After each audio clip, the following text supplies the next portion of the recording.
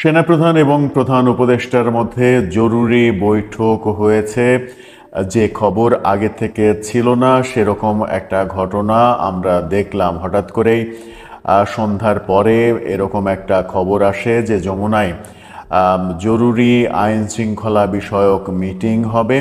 সেখানে সেনাপ্রধানের সঙ্গে মিটিং করবেন প্রধান উপদেষ্টা প্রফেসর ইউনূস। রাত ৮টায় সেই মিটিং হওয়ার কথা ছিল। ৮টার পরপরই সেই মিটিং হয়েছে এবং সেই মিটিং থেকে কি কি সিদ্ধান্ত হলো, আর কারা ছিলেন, কেন এই মিটিং হলো, সেই আলোচনা করার চেষ্টা করব। প্রধান উপদেষ্টার এখন যেটা বাসভবন, রাষ্ট্রীয় অতিথি ভবন যমুনা, সেখানে প্রধান উপদেষ্টার সঙ্গে সেনাপ্রধান ওয়াকারুজ্জামানের বিশেষ বৈঠক হয়েছে এবং সেই বৈঠক প্রধান উপদেষ্টার প্রেস উইং জানাচ্ছে আইন শৃঙ্খলা বিষয়ক বৈঠক। সেই বৈঠকে দেশের যে চলমান যে আইন শৃঙ্খলা পরিস্থিতি, দেশের আইন শৃঙ্খলা পরিস্থিতি যে তলানিতে যাচ্ছে, ঢাকা শহর আন্দোলনের শহরে পরিণত হয়েছে, কোনোভাবেই সরকার সেগুলো ঠেকাতে পারছে না, এসব নানা বিষয়ে আলোচনা হয়েছে। সেখানে করিডোর নিয়ে আলোচনা হলো কিনা সেই ব্যাপারে সরকার থেকে স্পষ্ট কোনো ব্যাখ্যা দেয়া হয়নি। হয়তো পরবর্তীতে এই ব্যাপারে তথ্য বাইরে চলে আসবে, তখন ব্যাপারটা পরিষ্কার হওয়া যাবে। বৈঠক যেহেতু হয়েছে এবং বৈঠকে আরও যারা ছিলেন, যাদেরকে ডেকে নেওয়া হয়েছিল, তারা হচ্ছে নৌবাহিনী প্রধান, বিমান বাহিনী প্রধান, জাতীয় নিরাপত্তা উপদেষ্টা, স্বরাষ্ট্র উপদেষ্টা এবং পররাষ্ট্র উপদেষ্টা। পররাষ্ট্র উপদেষ্টা এবং জাতীয় নিরাপত্তা উপদেষ্টাকে যেহেতু ডেকে নেওয়া হয়েছে, সেহেতু নিশ্চিত করে সেনাবাহিনীর সঙ্গে তিন বাহিনীর সাথে করিডোর নিয়ে আলোচনা তো হয়েছেই। তা না হলে পররাষ্ট্র উপদেষ্টা এবং নিরাপত্তা উপদেষ্টাকে ডেকে নেওয়া হতো না।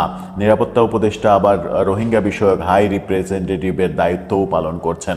স্বরাষ্ট্র উপদেষ্টাকে ডেকে নেওয়ার কারণ আইন শৃঙ্খলা পরিস্থিতি নিয়ন্ত্রণ করতে পারছে না সরকার। সেই ব্যাপারে সেনাবাহিনী এবং নৌবাহিনী, বিমান বাহিনী কী ভূমিকা পালন করতে পারে, তাদের কাছ থেকে কি সহযোগিতা নিতে পারে সরকার, সেরকম আলোচনা হয়েছে। পাশাপাশি এটা নিশ্চিত করেই বলা যায়, যেহেতু পররাষ্ট্র উপদেষ্টাকে এই মিটিংয়ে ডেকে নেওয়া হয়েছিল এবং নিরাপত্তা উপদেষ্টাকে ডেকে নেওয়া হয়েছিল, যিনি কিনা করিডোর দেওয়ার ব্যাপারে সব থেকে বেশি আগ্রহী এমনটা শোনা যাচ্ছে, সেই বৈঠক যে করিডোর বিষয়ক ইস্যু সেই বৈঠকে যে উঠে এসেছে, এটা মোটামুটি ধারণা করাই যায়। তাহলে কি আলোচনা হলো?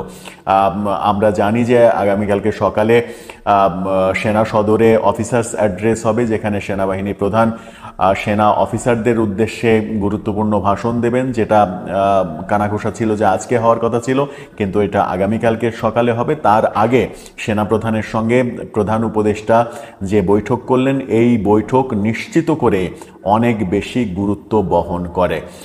শেষ পর্যন্ত কি হলো সেটা এখনো প্রকাশ পায়নি, তবে আশা করা যায়, আমরা সাধারণ মানুষ হিসেবে আশা করব যে দেশের স্বার্থে তিন বাহিনীর সঙ্গে এক ধরনের সমঝোতা যদি সরকারের হয় করিডোর বিষয়ে এবং আইন শৃঙ্খলা বিষয়ে, তাহলে সেটাতে দেশই উপকৃত হবে।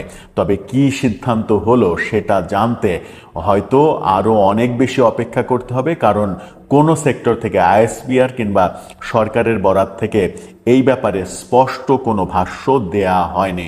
প্রেস উইং থেকে শুধুমাত্র বলা হয়েছে যে এটা আইন শৃঙ্খলা বিষয়ক মিটিং, এখানে এই ব্যক্তিরা উপস্থিত ছিলেন, সেই মিটিংটা অনুষ্ঠিত হয়েছে। দর্শক, আপনার কি মনে হয়, সেনাপ্রধানের সঙ্গে প্রধান উপদেষ্টার মিটিংয়ে বাকি দুই বাহিনীর প্রধান এবং আরও যাদেরকে ডেকে নেওয়া হলো, এই ডেকে নেওয়ার উদ্দেশ্য কি প্রধান উপদেষ্টা অবভিয়াসলি করিডোর বিষয়ে আলোচনা করলেন, নাকি শুধু জাতীয় নিরাপত্তা প্রসঙ্গ আসলেই করিডোর আসবে, বাংলাদেশের আইন শৃঙ্খলা পরিস্থিতির নিয়েই শুধু মিটিং হলো? আপনার মতামত জানিয়ে লিখতে পারেন।